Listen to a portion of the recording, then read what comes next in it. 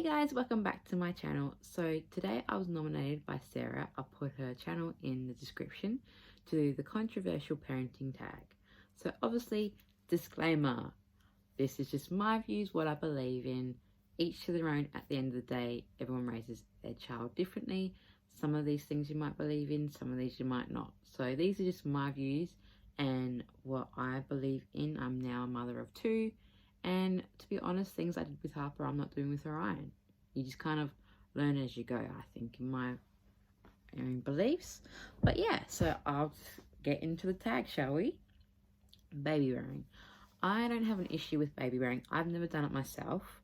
It's not something I did with Harper. I was thinking about doing with Orion, but again, I just haven't done it. I just haven't got a carrier and I haven't done it. I think it's fine as long as obviously you're carrying them correctly in the right type of carrier. I know like you have to get certain sizes for certain ages and all that, or inserts and whatnot. I haven't worn one before, so I don't know the ins and outs. But I know obviously you have to do it correctly so they can breathe right. Obviously some have accidentally suffocated to death, which is really sad. So I wouldn't do it myself, but as long as you're doing it right, I don't see the harm in it really. The next question is adoption or adopting.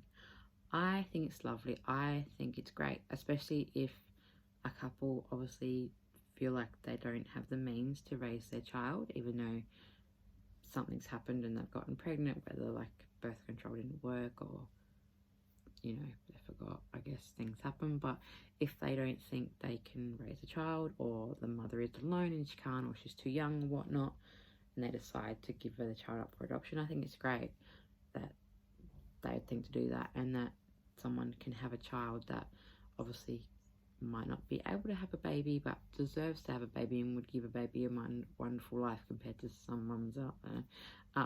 Again, my opinion. I think it's great. I'd love to adopt in the future maybe.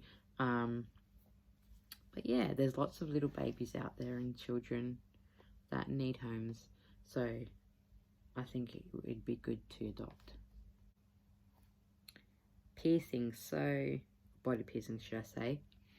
Obviously I have piercings, so I like piercings, but this is going to be really controversial. No, for newborns, I think it's absolutely disgusting. I don't think a newborn needs shiny things in their ears to look pretty. I'm completely against it, 100. At the end of the day, it's a baby. They don't need something in their ear to look beautiful. They are beautiful how they are, as well as they're tiny little growing beings. Their ears are still growing. They haven't grown and developed enough to have a hole in the ear. It's going to change, it's going to move, it's not going to sit right. It will reject the earring. The baby might even choke on the earring. Like there's just so many like hazards, like there's no need. Like it's like a 12-year-old getting breast implants. They're still growing. They're not going to need them right now. You know what I mean? That's just my opinion though. Once they get older, I think with age, it's fine to get piercings as long as they're like a correct age and like you're fine with it. Like I'll be happy for Harper to get her ears pierced when she's older, whatever age she wants, as long as she can ask me and I've talked to her and she can understand that it's going to hurt at first and you're going to have to clean it and look after it, then it's fine. I'll go take her out.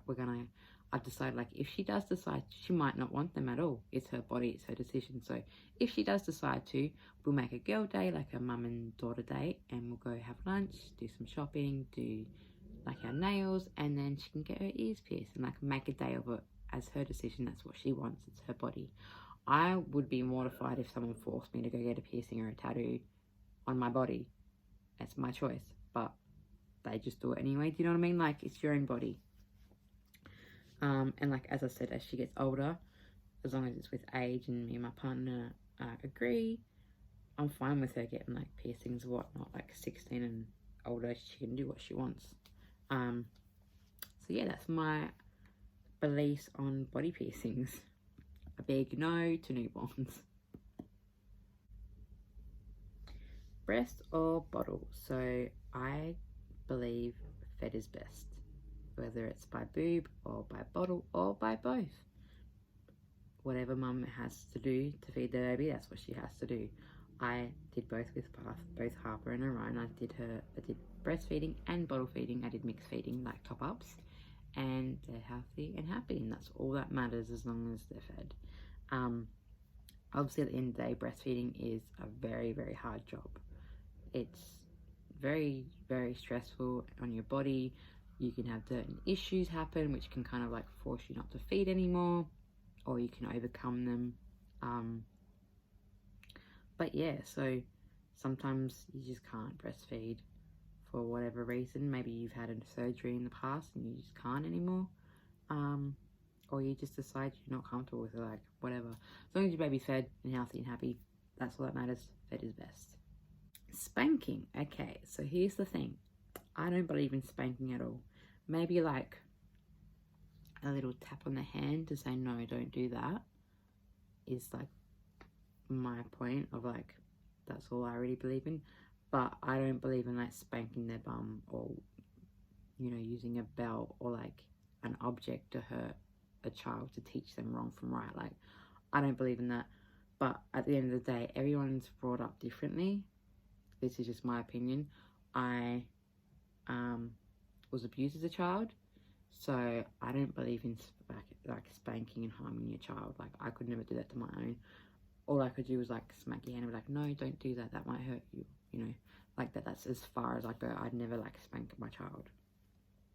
But again, if that's what you do, that's your decision. As long as you're like not physically hurting your child, I'm all cool, just do what you gotta do, I guess. Cry out. So here's the thing, I don't believe in like leaving your child to like cry and like a newborn baby. Like, they need their mum, they need cuddle, you know, they need some love and comfort. I believe in like control crying, I guess. That's what I did with Harper. So I always like picked her up and all that until she was about 7 months, 8 months. Then I tried control crying, but obviously it was like at bedtime. She's been fed, she's had her bottle, she's been bathed, clean bum, she's safe in her cot. Then I just like kind of left it and tried to like see how far she would go, and like it would work best for her. She's coughing in the background, ignore that. And with Orion, obviously I have Harper to look after, so I can't just run to him straight off away as soon as he's crying, unfortunately. So that's kind of changed. Like with Harper, I'd go to her straight away. With Orion, sometimes I can't. I'm caught in the middle of helping Harper or something, so I can't. So with him, as long as he's been fed, he's had his bum changed, he's been burped, he's safe, he's warm, or he's cool, like he's the right temperature, and he's safe in his bassinet, I won't run to him 24/7 if he's crying. Like, I'll leave him for a little bit. If I have to help Harper, then once I finish Harper, then I'll go to him. Sometimes if I'm in the middle of something and like he's really, really crying, it's like, I don't know, I'll go grab him and like settle him while I'm helping Harper still. But sometimes if it's just like a little whingy cry, I know he's okay. He'll like go to sleep, and he does. He self-settles himself amazingly. He sucks his thumb, actually. He's never taken to a dummy, but he loves his thumb. So I'm really lucky. So like I can feed him and like, you know, put him down, and like he can be awake for a while and like suck his thumb, and like he might make a noise here and there sometimes, but he just puts himself to sleep. So I'm really, really lucky compared to what Harper was. I had to constantly rock her to get her to go to sleep. So, and I guess it's just like when you have a second baby, you just have to do things differently. Sometimes you don't have that time to just drop everything and go to them like you could with your first one, because you have nothing else to do. You know what I mean? So, yeah. I guess I'm kind of like mixed on the whole cry out. Like, I wouldn't just leave my child crying. I'd go to them. But sometimes you can't just go to them. Like, as long as you know they're fed, they're safe, they're warm, all those things, burped, all that, you know they're okay. Sometimes you just gotta like leave them for a little bit if you're helping another child. Medicating. So I think it's fine to give your child Panadol if they need it. Like, obviously not if they don't need it, like to go to sleep, or just, oh, you're acting out a bit, here's some Panadol, that might fix you. Like, no. Like, if they've got a cold, or they've had their vaccinations, or they're teething, then sure. Like with Harper, I'll give it to her if she like seems like she's really in pain, but I won't constantly give it to her just because I know her tooth is cutting. Like, she's gone to bed without it, she'll be fine. Like, if she's like waking up through the night crying heaps and like, you know, you can kind of tell, then I give it to her, but not if it's like, here, this might help you, this might give you more sleep. I'm not too sure whether this also means like medicating like for ADHD or something like that. Then if you've seen your doctor and they believe a certain medication is good for them, then I think yes, because if you're confident in your doctor and you go and see them and they're helping you, then I think sure. Cloth or disposable nappies? I'm not opposed to either. I've done only disposable nappies. I've never done cloth just because I ain't got that time to be cleaning nappies. So yeah, I just do disposable nappies. It's worked fine for me, and that's just what I'm gonna do. Store or handmade baby food? So with Harper, I mostly did handmade most of the time, and then I did disposable here and there just to like have in the fridge if I didn't get time to make something and we've run out and need a feeder. So yeah, I'm fine with both. You got to feed your child at the end of the day. I preferred handmade only because you can make a lot more for like more bang for your buck, if you know what I mean. Like, you get a lot more for a smaller amount, or even the same amount, you get a lot more, if you know what I mean. And you know what you're giving to them, it's a bit easier, like especially when you're starting out, you want to like just give them certain foods, just that one food. So just pumpkin, then just apple, then you might mix your apple and your pumpkin together, then you try just potato, and then you can put that with the other ones and mix the flavors. Like, when you're trying a food, you got to just try it by itself just in case they have an allergy or something. So yeah, just handmade was easier for me, but I also did store here and there. Stay-at-home mum or working mum? I'm pretty much both. So with Harper, I'll stay-at-home mum until 6 months, then I went back to work, and I have just gone off work. I went off work in August, and then I had baby Ryan, and I'm a stay-at-home mum again for both of them. And in a couple of months' time, I'll probably go back to work.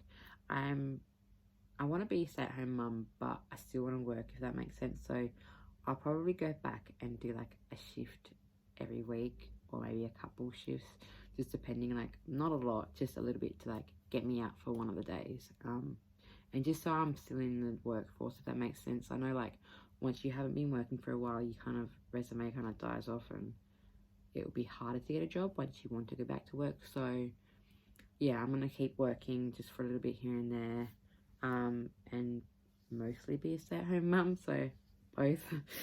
You got to do what you got to do.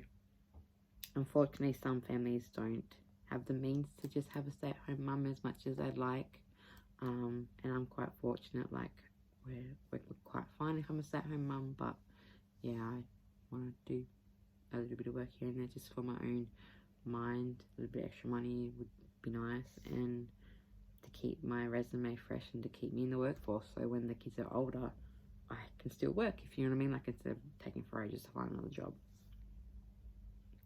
And circumcision. No, I do not believe in it at all. It is not needed. You don't need it to have your child have a clean and different looking wee, like, you know what I mean? I just don't believe in it. Like, fair enough in the future once they're older, and if they need it for a medical reason, then sure. But you don't need to put your baby through that pain just because that's what you want. Like, fair enough if that's like your religion or whatever, cool, but no, I don't believe in it. I just think it's wrong and it's cruel. And if you think about it, you're gonna have to strap that baby down to give it a circumcision. Like, how cruel is that? That's just torture to me. Do you know what I mean? And like, you can't sedate them like you can an adult, so they have to go through all that pain and bleed and all that. It's just, yeah, no thanks. Like, once you're older, if you need that done medical, sure, go ahead, but you tell me how many guys are gonna want to have that done with no sedation, or like, you know, meds that you'd have as an adult. They're all gonna say, no, thank you. So yeah, I don't believe in it. I haven't circumcised Ryan, and yeah, and also I think it's weird, I'm just gonna say it now, I think it's weird, all the mums who are like, I got my kids circumcised because I want them to be the same as their dad. I'm sorry, but that's just a little bit weird to me. Like, everyone's bodies are different. Yeah, your dad might be circumcised and you might not be. Doesn't mean you are any different. You both have willies, but one has a head showing and one, you know, has a neck or whatever, you know what I mean? Like, yeah, I just find that weird. Like, no to circumcisions. Circumcisions? You know what I mean. So anyway, guys, that's the controversial parenting tag. You're probably not going to agree with a lot of mine, but hey, that's just my beliefs and what I believe in. Like I said, each to their own. And obviously when you have 2 children, certain things might change. You kind of learn and grow. Different things work for you and whatnot. But yeah, so that's just my views. And it was a tag. I was tagged by Sarah, as I said earlier in the start of the video. Unfortunately, I don't really have anyone to tag, so I just tag you. If you're watching this and you want to do it, give me a link and I'll watch it. But yeah, hopefully you all had a great day, and yeah, I'll see you guys for the next video. Bye. Much love to you all. Mwah.